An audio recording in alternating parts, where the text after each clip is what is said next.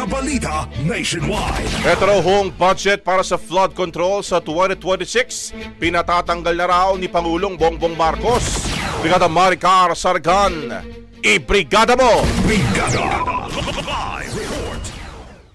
Hindi na maglalaan ng pondo ang pamahalaan para sa mga flood control projects sa taong 2026.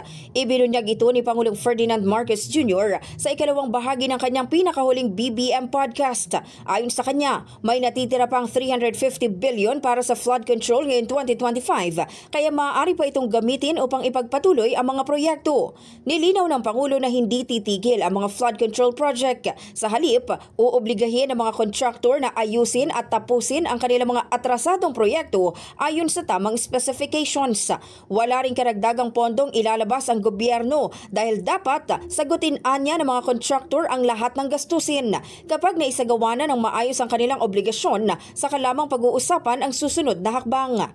Maaalalang binigyan ng Pangulo ng 2 linggo ang Department of Budget and Management at ang Department of Public Works and Highways upang busisiin ang panukalang 2026 budget ng DPWH sa ilalim ng National Expenditure Program o NEP 2026. Lahat ng flood control project na dapat nilalagay sa 2026 na budget, hindi na siguro kailangan.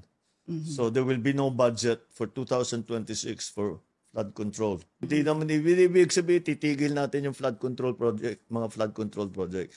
Ibig sabihin titiyakin na ngayon natin na ang paggastos tama, ang pag-implement tama, maayos ang design, etc. etc. And then how do we do this? Sinasabi ko nga, interesado ko na makipag-usap tayo sa mga kontraktor na tapusin nila, ayusin nila. O di mag-usap kami after that. Pero before that, ayusin nila, buuhin nila. Up to specification. At their cost, wag naman sila don't expect the government to pay for it.